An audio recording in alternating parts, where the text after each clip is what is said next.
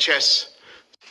But the best way forwards to protect the NHS, save lives, to keep our children in school and the economy moving is to follow the rules wherever we live. So I want to thank everyone for the fantastic national effort that we are seeing and continuing to see.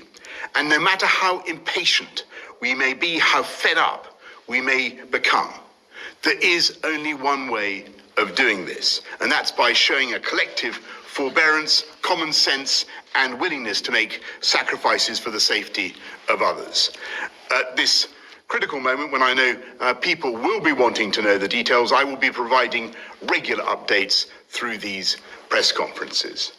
And I have to be clear that if the evidence requires it, we will not hesitate to take further measures that would, I'm afraid, more costly than the ones we put into effect now. But if we put in the work together now, then we give ourselves the best possible chance of avoiding that outcome and avoiding further measures. We take further measures that would, I'm afraid, be more costly than the ones we put into effect now. Now, it is possible that in this next stage of the epidemic here, we will have a pattern more like that, where it is more highly concentrated in certain areas, lower rates in the others. But it is far too early to say that. We've got a long winter ahead of us, and a lot could happen over that time. So I think to predict forward from here would be a big mistake. But it is certainly possible that if we all work together, if everybody follows the guidance,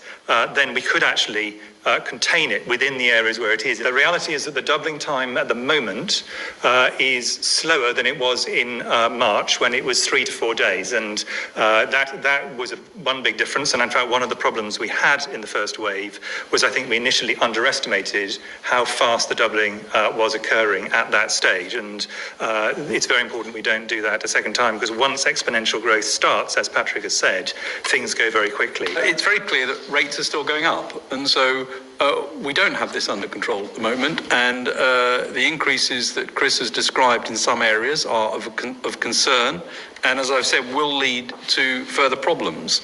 So it's incredibly important that the adherence to the principles of trying to reduce contact in the way that I've described are critical to get this under control, and the decisions that need to be made are clearly very difficult. None of them are risk-free.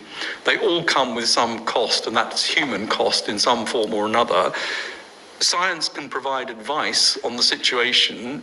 Ministers need to make decisions as to when and how to act.